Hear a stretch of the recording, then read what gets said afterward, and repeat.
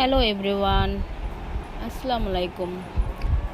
আমি আজকে গাজীপুর কলিয়াকৈরের উদ্দেশ্যে রওনা দিলাম। ওখানে আমার মেয়ে আছে তো ওখানে মেয়ের ও আসলে খুব একা একা থাকে, তো যার কারণে ওকে শুধু খুশি করার জন্য যাওয়া। তো আমি কালিয়াকৈরের উদ্দেশ্যে যাচ্ছি। এখানে যাওয়ার পথে দেখলাম যে পুরো রাস্তাটা একদম কি বলে এটাকে, জ্যামে ভরা। মনে হয় না যে ঢাকা শহরের মানুষ কোনো গ্রামের বাড়িতে বেড়াতে গিয়েছে বা ঈদের উপলক্ষে গিয়েছে। এবার মনে হয় ঢাকায় সব রয়ে গেছে। তো আমরা যাচ্ছি, ওখান থেকে বাপ্পি আর সামিয়াকে নিকুঞ্জ থেকে নিয়ে নিলাম।